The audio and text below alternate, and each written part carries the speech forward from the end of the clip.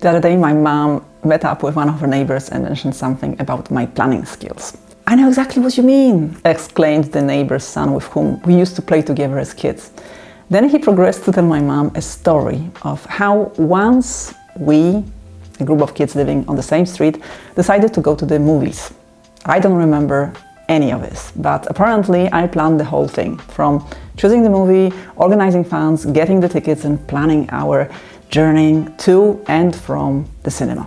It seems that I've always found planning pretty natural, but it still took me a while to come up with a super simple planning system that I actually use and enjoy, that just works. Let me share it with you in today's video. It's possible that you hate setting goals. That's fine, goals are not for everybody.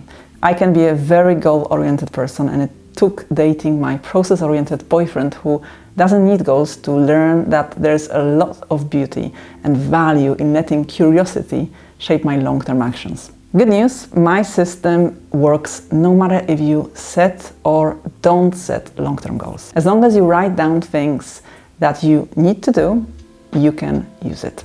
By the way, I talked about how I review and set my goals in this video, so if you're curious about that on top of planning, go and check it out. I will link to it at the end of this video. Alright, it's time for you to meet my planner. I've tried digital planners like Trello and Notion and analog paper planners, and I prefer the latter. I use Trello for planning activities with my partner. I use Notion to organize my recipes or my writing, but for planning, I draw my own simple planner, as nothing beats an old school notebook.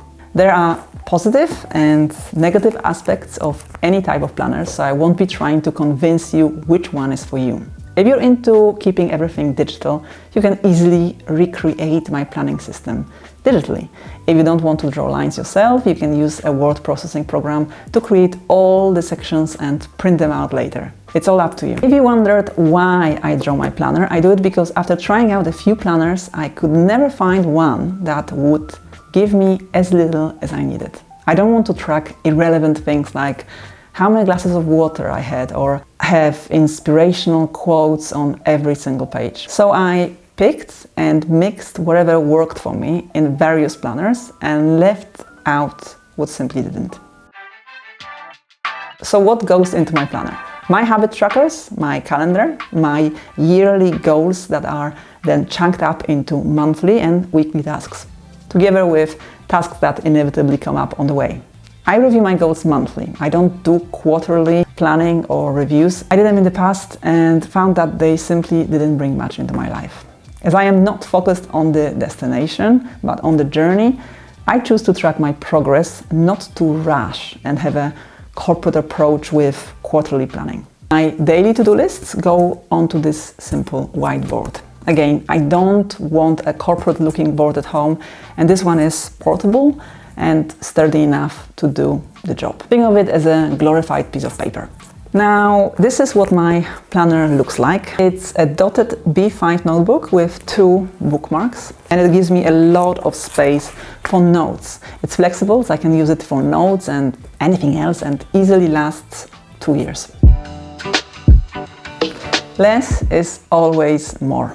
Think of the roles you have in your life, or zones or values in your life, whatever is easier. Then write down what goals you'd like to achieve in each of these zones in the coming year. I go crazy with my goals on a piece of paper initially, but then edit them down ruthlessly to the most important ones. Now, which ones are important? The ones that will enrich my life and make me grow, in whatever sense. Last year I had 21 goals. The categories were health, learning, work, house, people, money, and fun. So last year I had 3 goals in each category. That's all.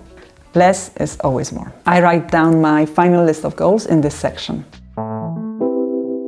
Next in my planner are annual notes. I use this section to, in a quite messy way, add birthdays, things that are not in my calendar but will happen in a few months. It's a very flexible space.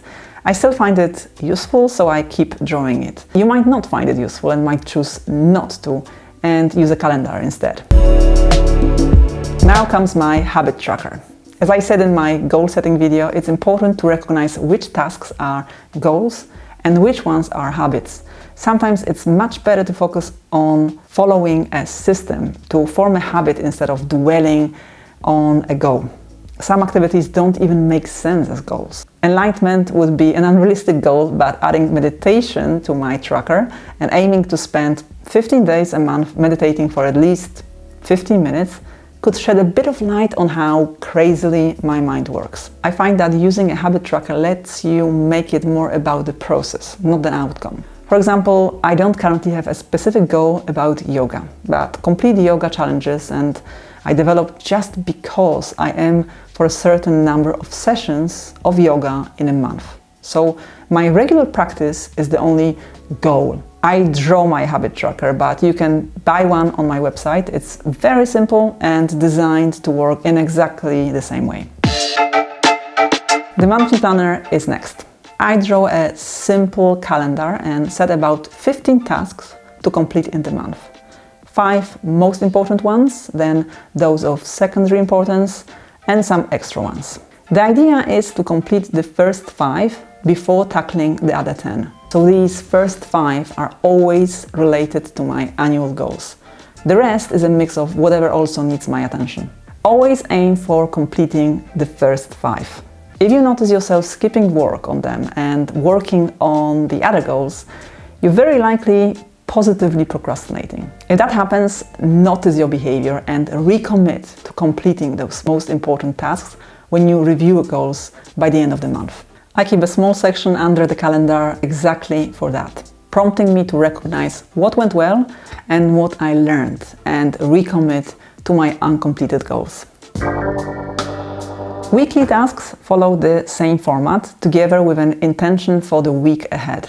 I find that setting an intention helps me stay connected to the reasons why I want to keep working on my goals, and sometimes gets me back on track when I have a so-so week. It's always easier to recalibrate after a week than a month, so it's important for me to keep having weekly planners. I don't do weekly reviews though. I find them unnecessary, too time-consuming and a bit tedious. To me, if a system becomes high maintenance, I just drop it, and so do most of my coaching clients. So what else is on the weekly planner? Each day has 3 sections. Appointments, you can use this if you're time blocking, for example. Went well, this is my idea of daily gratitude journal. Instead of mentioning the same thing over and over, I notice and jot down what went well on that particular day. And finally, fitness. I aim to exercise as much as possible and find that keeping track of what exercise I did on a specific day helps me stay motivated. Athletes often keep their workout diaries. This is my very, very low-key equivalent. As you can see, I leave plenty of space for notes. It's very handy and pretty much always used. And so this is what my planner looks like. I don't use it for daily planning. I found out that I get easily distracted by weekly and monthly goals, and it's best for me to close it and use this whiteboard for my daily to-do lists instead. If I blocked my time for specific tasks, I will add it here. If not, I will write down a loose to-do list. If that's not your thing, a bright colored post-it note stuck to the planner's front cover will work just fine too. This is it. This is how I plan whatever I decided is worth doing in a year and further ahead. As corny as it might sound, it's all about the journey and living well right now. Being present in this very moment for me. I find it helpful to write things down, get them out of my head, see my growth with time. It's encouraging and gives me a sense of something bigger. But it's not about mindless productivity and what's typically understood as being successful. I share it because I believe you can use it for your benefit. I hope you enjoyed this video and found it valuable. And if you're interested in working with me as a coach, check out my current coaching offers, and the links are in the description of this video. As always, you'll find links to everything relevant to what I talked about today and more right there. If you're curious about how I set and review my goals, as I mentioned before, you can check out this video next. Thank you very much for watching, enjoy your planning, and I'll see you in the next video.